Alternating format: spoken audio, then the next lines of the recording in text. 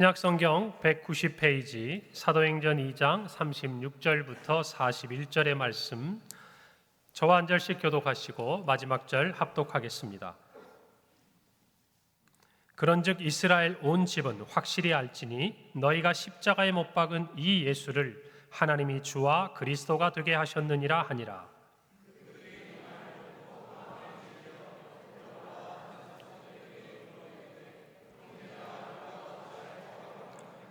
베드로가 이르되 너희가 회개하여 각각 예수 그리스도의 이름으로 세례를 받고 죄 사함을 받으라. 그리하면 성령의 선물을 받으리니.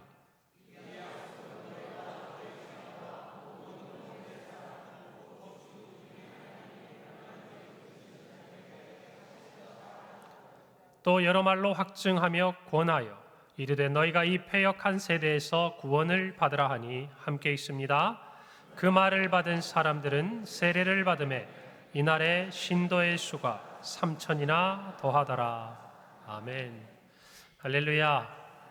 오늘 이 예배를 통하여 하나님께서 영광을 받으시고 특별히 우리 학습 또 입교 유아세례 세례를 통해서 귀한 서약을 하신 모든 분들과 또 그 가정 위에 하나님 주시는 총이 함께 있기를 소망합니다.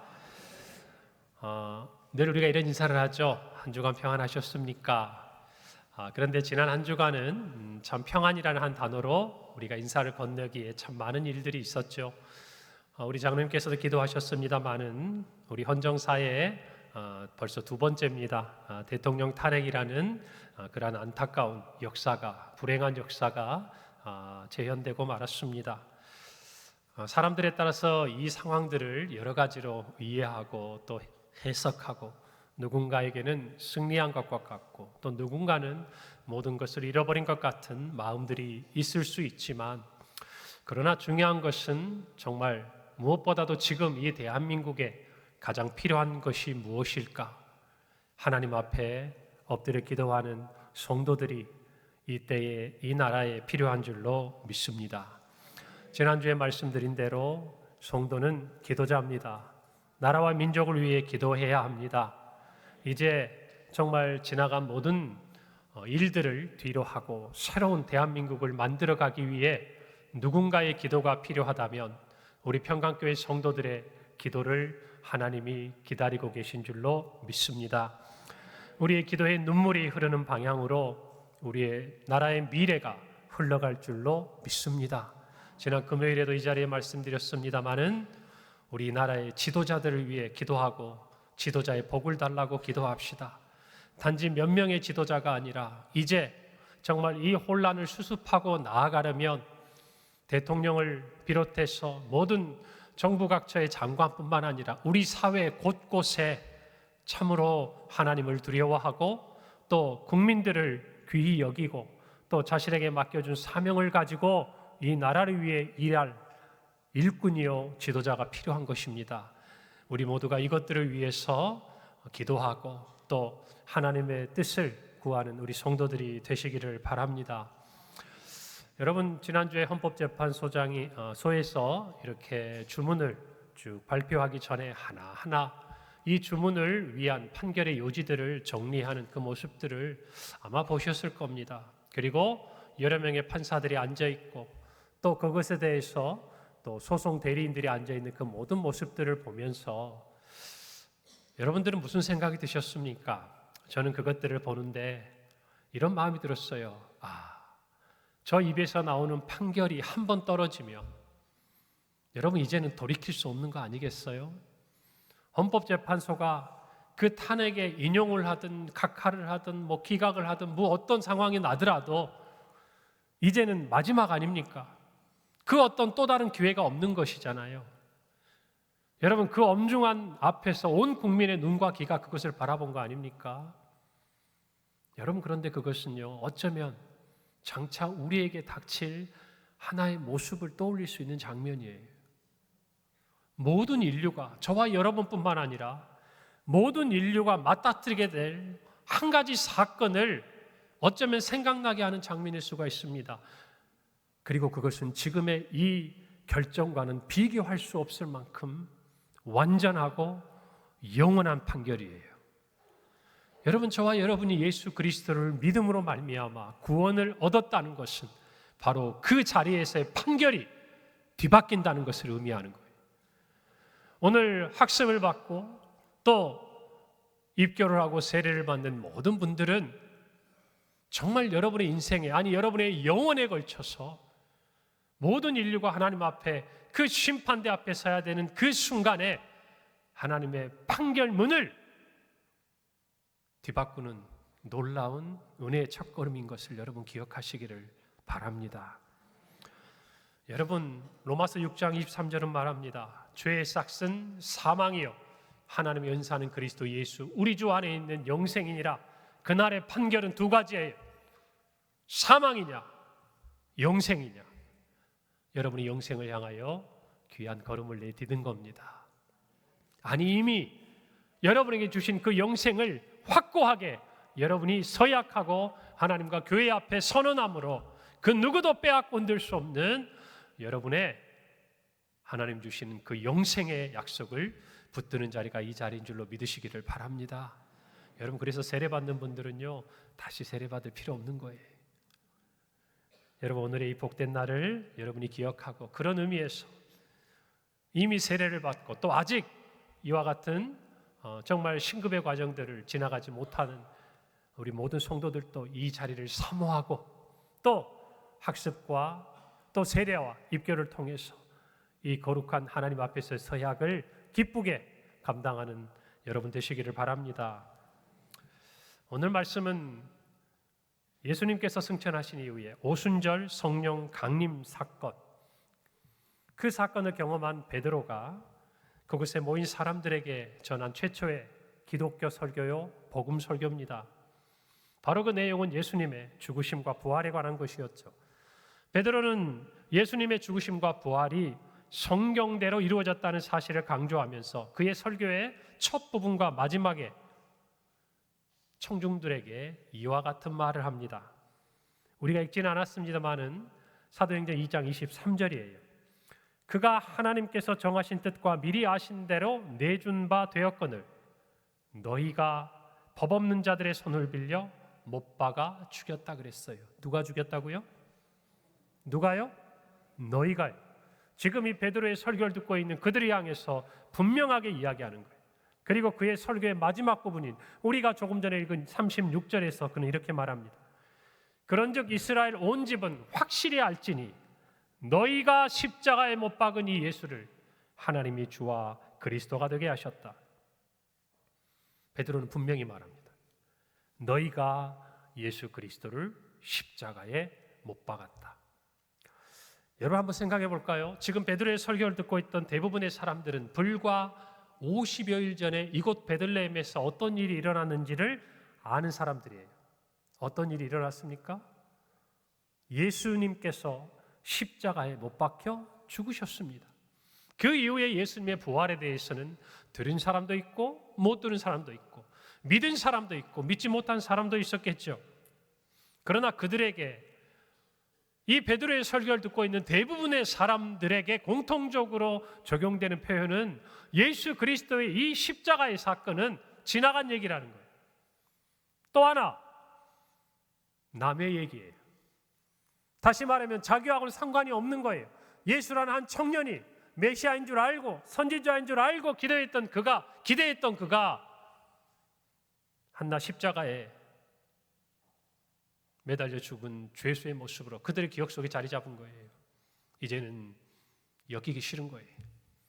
자신과는 상관이 없는 이야기가 된 거예요. 그러나 성령 강림 이후에 그들을 향한 이 베드로의 설교는 그들의 마음을 찌릅니다. 베드로가 설교를 잘했었을까요? 물론 잘했죠. 대단한 설교입니다. 그러나 성령의 충만한 가운데 있던 베드로, 그의 입과 그의 이 설교를 통해서 남의 일처럼 여기고 지나간 이야기처럼 여기고 있는 이 예루살렘에 있는 사람들의 마음을 찌르고 들어간 것은 성령의 역사의 능력이었던 거예요. 여러분, 이것을 저와 여러분이 알아야 돼요. 이것이 복음의 능력이에요.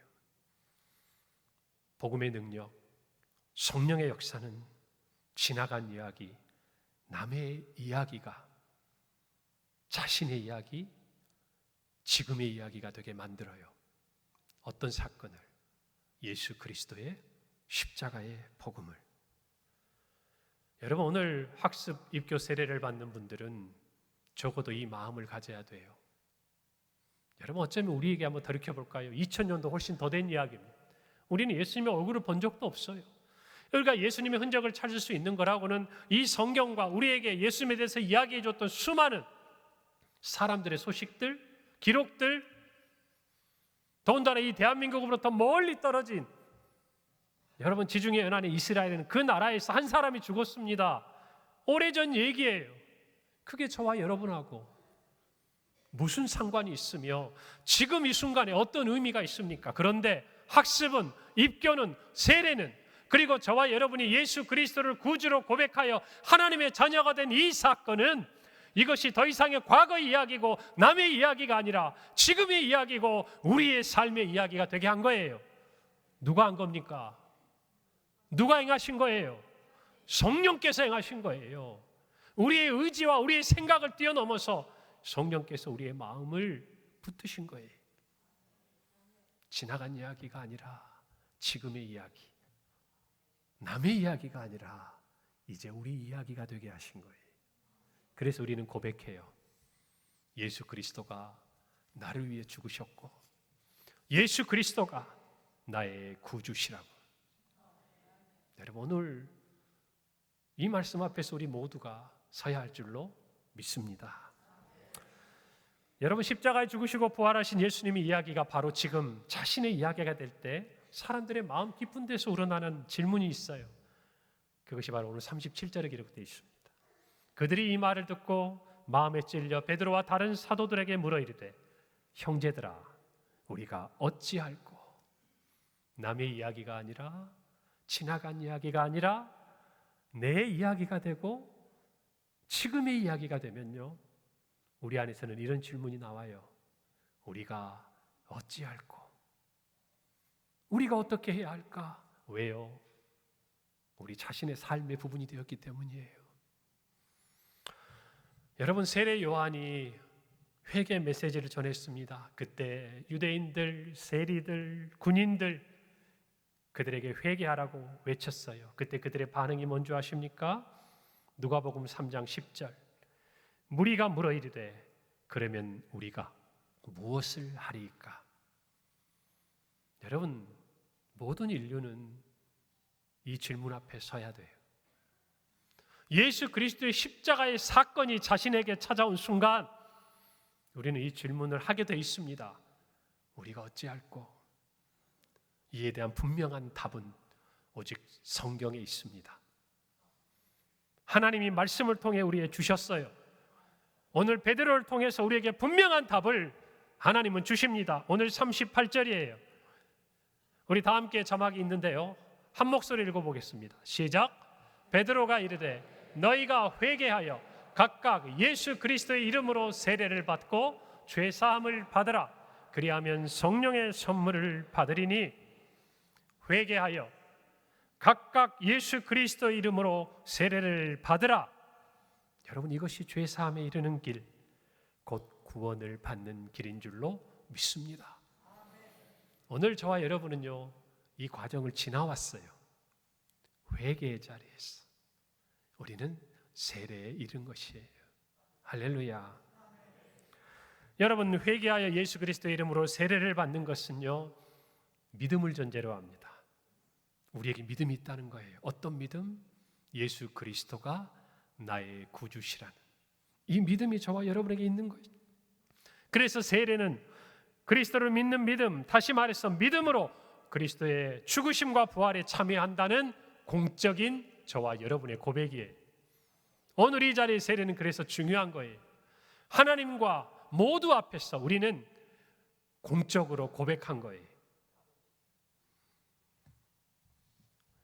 오늘 2부 예배 시간에 함께 참여한 모든 분들, 우리는 이제 알았어요.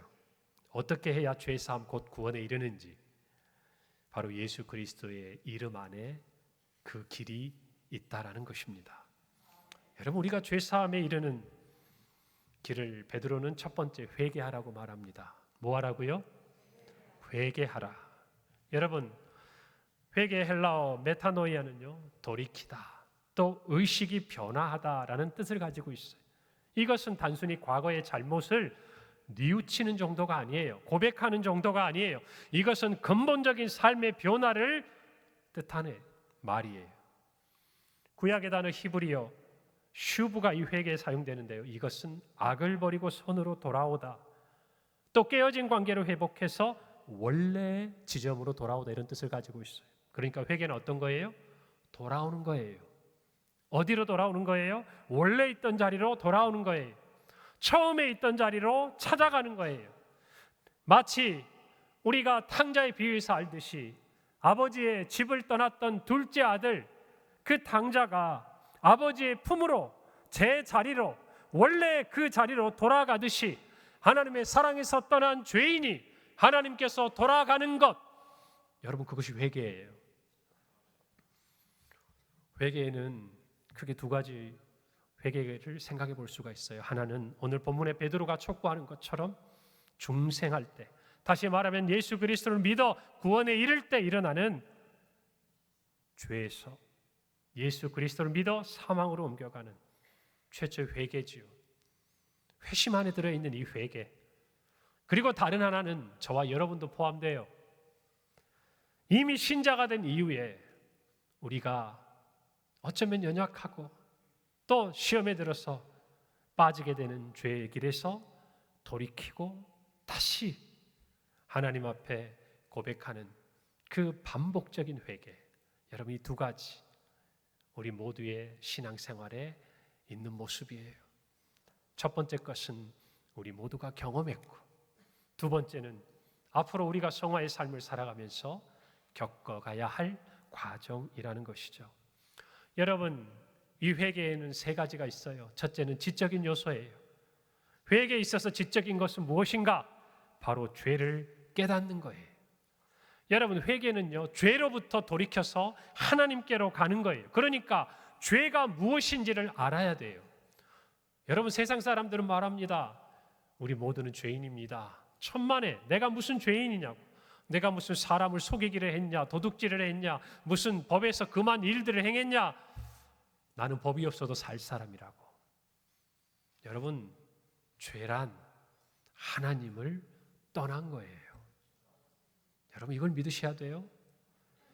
성경에 있어서 죄, 여러분, 이 죄의 기준은요, 하나님의 공의에 있어요.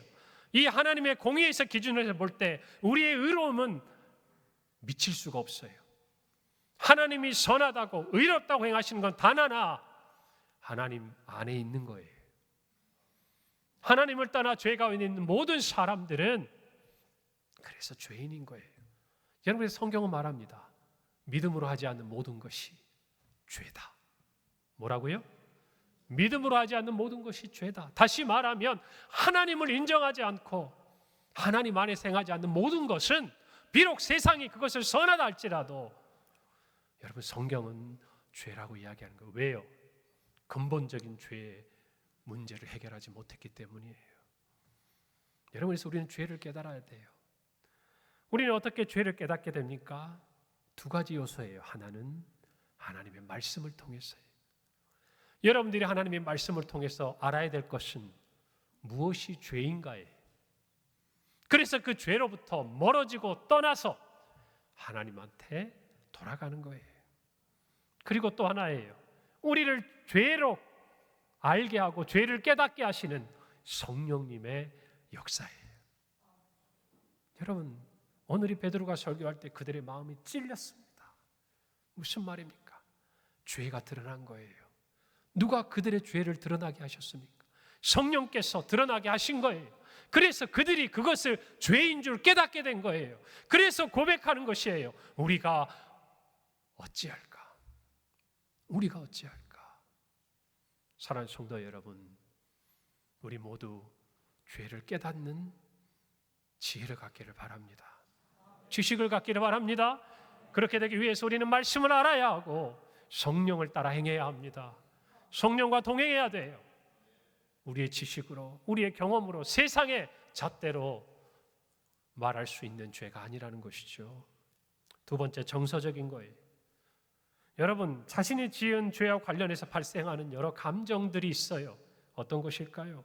죄를 깨닫게 됐을 때 슬픔, 후회, 부끄러움, 근심.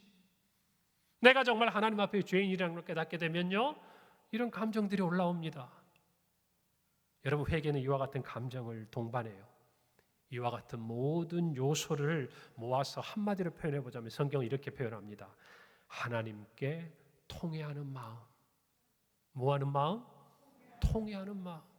자신의 죄를 깨닫고 발견한 사람이 그 죄로 인한 슬픔과 근심과 수치와 염려를 느끼면서 하나님 앞에 나아가서 내놓는 그 마음은 통회하는 마음이에요. 무슨 말이에요? 내가 잘못했다는 거예요. 내가 하나님을 떠났다는 거예요. 여러분, 그래서 회개는 이와 같은 감정을 동반해요. 다윗은 시편 34편 18절에서 여호와는 마음이 상한 자를 가까이 하시고 중심으로 통회하는 자를 구원하신다 그랬어요. 하나님 앞에 회개하는 자들, 하나님은 구원하시는 거예요. 저와 여러분도 이 마음을 놓치지 말아야 합니다. 회개에 있어서의 마지막 세 번째 요소예요. 의지적인 요소예요. 우리는 이 지정의에 관한 세 가지의 관점에서 회개를 이해해야 돼요. 여러분, 이것은 단순히 감정에서 끝나지 않아요. 그저 느끼고 후회하고 끝나지 않아요. 더 나아가서 이제는 하나님에게서 멀어지게 하고 하나님으로부터 소외되게 했던 죄로부터 떠나가게 해요. 하나님의 용서를 얻고자 하는 결단의 자세를 취하고 하나님 앞에 엎드려 그의 말과 그의 모습과 그의 삶으로 하나님 앞에 돌아가요. 여러분, 그것이 의지적인 요소예요. 그래서 어쩌면 이 의지적인 요소는 회개의 완성이라고도 말할 수 있는 거예요. 그래서 성경은 말합니다. 회개에 합당한 열매를 맺어라. 많은 성도들이요, 두 가지에서 쳇바퀴를 도는 분들이 많아요. 교회를 다니니까 죄인 줄 알아요. 말씀을 들으니까 성령께서 우리의 마음을 찌르시는 것을 느껴요. 그리고 후회도 해요. 내가 이러면 안 되는데, 내가 다시는 이러지 말아야지. 그러면서도 하나님 앞에 선뜻 나아가지 못하는 마음의 짐을 느껴요. 그런데 안타깝게 거기까지. 여러분, 베드로가 말하는 회개하라는 말은 우리의 삶의 근본적인 변화를 가지고 새로운 옷을 입고 새로운 삶을 살라는 것이, 그것을 위해서 회개가 필요하다는 거예요. 오늘 저와 여러분이 분명히 이 음성을 듣고 구원을 받은 이 놀라운 은혜에 감사하며 진정한 회개를 깨닫기를 바랍니다. 여러분, 웨스트민스터, 우리는 소요리 문답에 익숙하죠. 그러나 보다 근본적인 신앙의 고백을 담은 대요리 문답 76항은 이렇게 기록합니다. 생명에 이르는 회개란 자신이 지은 죄의 위험성뿐 아니라 죄의 더러움과 미움을 보고 느끼도록 성령과 하나님의 말씀에 의해 죄인의 심령 안에 이루어지는 구원의 은혜이다. 회개하는 자는 그리스도 안에 있는 하나님의 긍휼을 깨달아 죄를 뉘우치고 자신의 죄로 인해 슬퍼하고 죄를 미워하며 모든 죄에서 떠나 하나님께로 돌이켜 하나님과 동행하며 새로운 복종의 길로 나가기로 끊임없이 목적하고 노력을 하게 된다. 주님이 기뻐하시는 회개, 주님이 원하시는 회개란요, 오늘 이 고백서의 말처럼 우리가 죄의 위험성을 아는 거예요. 죄가 얼마나 더러운 줄 알고 그 죄를 미워하기까지 느끼는 거예요. 말씀을 통해서, 성령의 역사를 통해서 깨닫는 거예요. 그리고 나서 우리는 그 죄를 뉘우치고 슬퍼하고 더 나아가 미워하고 떠나고, 그리고 하나님과 동행하며 하나님이 기뻐하시는 새로운 삶을 살아가기로 결단하고 실제 그렇게 행하는 거예요. 이것이 생명에 이르는 회개라고 말하는 거예요. 사랑하는 성도 여러분, 이 회개의 모습이 저와 여러분에게 있기를 바랍니다. 중간에 끊어지지 않기를 바랍니다. 마지막 의지적인 요소까지 우리의 삶을 통해 나타나기를 바랍니다. 오늘 단순히 학습과 또 세례와 입교와 유아 세례를 받은 이분들은 말할 것도 없고 저와 여러분이 저 자리에 섰던 그때 그 마음을 회복해야 할 줄로 믿습니다. 여러분, 두 번째로 세례를 받으라 베드로는 말합니다. 세례는 죄사함과 더불어 그리스도와 연합함으로 교회의 일원이 된다는 신앙 고백이에요. 그래서 사도들의 신앙과 전통을 이어받은 교회는 이제 다음 주에 행할 성찬식과 더불어서 세례를 성례라 칭하고 하나님의 은혜에 참여하는 은혜의 방편이라고 우리에게 가르쳐 줍니다. 골로새서 2장 12절 말씀이에요. 너희가 세례로 그리스도와 함께 장사되고 또 죽은 자들 가운데서 그를 일으키신 하나님의 역사를 믿음으로 말미암아 그 안에서 함께 일으키심을 받았다라고 말씀하고 있어요. 너희가 세례를 통해 그리스도와 함께 장사되었다는, 죽었다는 거예요. 그리고 그리스도가 다시 부활하심을 우리가 함께 체험하고 연합함으로 일어났다는 거예요. 그것이 세례의 의미예요. 그러므로 우리는 세례를 받아야 돼요. 세례를 받아야 돼요. 베드로는 세례를 받으라 말하는데 우리가 좀 주목해야 될 부분이 있어요.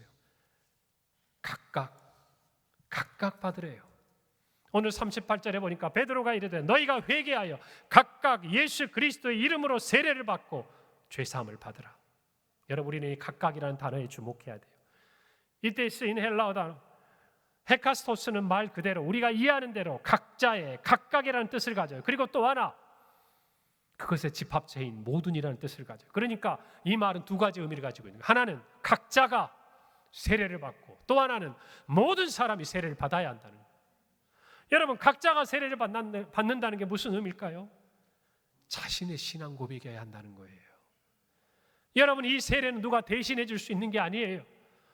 내 남편이, 내 아내가, 내 자녀들이, 아니 목사님이, 그 누군가가 나를 위해 대신해 줄 수 있는 게 아니라는 겁니다. 이 세례자가 된다는 것, 세례를 받는다는 것은 하나님과 나 사이에 내가 하나님 앞에 단독자로 서서 하나님의 그 사랑을 깨닫고 죄를 깨닫고 죄로부터 돌이켜 예수 그리스도가 나의 구주이심을 내가 고백하고 그와 연합하여 십자가에 못 박히고 부활하는 이 일체의 과정을 우리 각자가 해야 된다는 거예요. 우리 각자의 고백해야 한다는 거예요. 오늘 저와 여러분 이와 같은 고백을 가지고 있는 줄로 믿습니다. 우리의 구원은 누군가에 기댈 수 있는 게 아니에요. 오직 기댈 수 있다면 예수 그리스도 그 이름에 기대는 거예요. 그 보혈에 기대는 거예요. 그 대속의 은혜에 기대는 거예요. 다른 게 없어요. 그래서 우리는 하나님 앞에 각자 서야 돼요. 또 하나, 모두 서야 돼요. 모든 사람의 신앙 고백에 베드로가 이야기하지 않습니까? 성령의 임한 이후에, 강림한 이후에 그의 첫 설교, 각각 그리스도의 이름으로 세례를 받고 죄사함을 받으라. 이 자리에 있는 모든 자에게는 예수 그리스도 이름으로 세례를 받아야 될 필요가 있다는 거예요. 아니, 이거는 필요의 차원을 넘어 그래야 살 수 있다는 거예요. 우리 예수님도 말씀하셨어요. 마태복음 28장 19절에 그러므로 너희는 가서 모든 민족을 제자로 삼아 아버지와 아들과 성령의 이름으로, 그 다음이 뭐죠? 세례를 베푸라는 거예요. 이것이 저와 여러분의 사명이에요. 그 세례를 통해서 그리스도와 연합하도록 모든 민족이, 모든 사람이 구원에 이르도록 우리에게 사명을 주시고 제자를 삼으셨다고 말이에요. 그래서 우리의 이 세례는 우리 각자가, 그리고 모든 사람이 받아야 해요. 할렐루야. 이 의미를 깊이 깨닫기를 바랍니다. 그리고 두 번째, 예수 그리스도의 이름으로 세례를 받아야 해요. 오늘 38절에 베드로가 이르되 너희가 회개하여 각각 예수 그리스도의 이름으로 세례를 받으라고 말합니다. 죄 사함을 얻는 길, 오직 모든 인류의 죄를 대속하여 십자가에 죽으신 예수 그리스도의 이름으로만 이룰 수 있습니다. 여러분, 이어지는 사도행전 4장에서 베드로는 사내들인 공회 앞에 섭니다. 성령에 충만하여 그가 외친 말, 우리가 너무나 잘 아는 말씀이에요. 사도행전 4장 12절 다른 이로서는 구원을 받을 수 없나니 천하 사람 중에 구원을 받을 만한 다른 이름을 우리에게 주신 일이 없음이라. 할렐루야. 아멘으로 우리 모두가 화답하고 고백하는 고백인 줄로 믿습니다.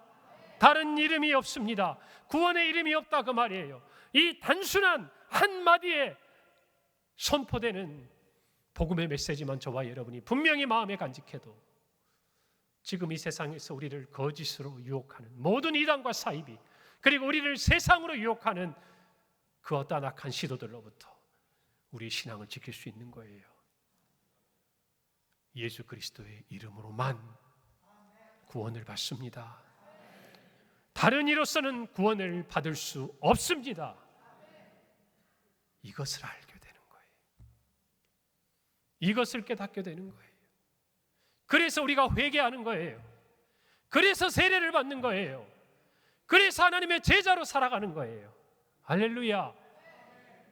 그것이 우리가 어떻게 할 거에 대한 성경의 답이에요. 오늘 저와 여러분이 그런 믿음을 가지고 살아가기를 바랍니다. 예수님도 말씀하셨잖아요.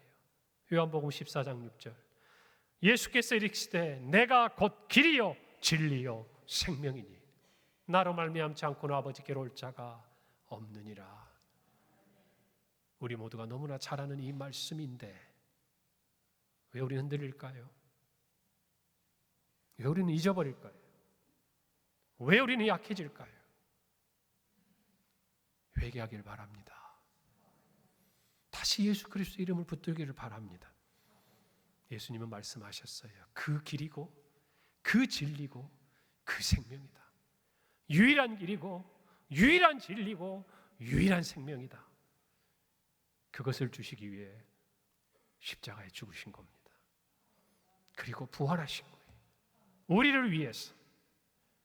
오늘 저와 여러분이 학습과 입교 세례식을 거행하면서 다시 한번 모든 신자에게 묻는 이 궁극적인 질문 앞에 분명히 네라고 고백할 수 있기를 바랍니다. 제가 조금 전에 우리 세례자들에게 처음 이렇게 물었습니다. 우리 모두 답하기를 바랍니다. 예수님만을 자신의 죄를 사하신 구세주와 주님으로 믿고 평생 의지하면서 진심으로 섬기겠습니까?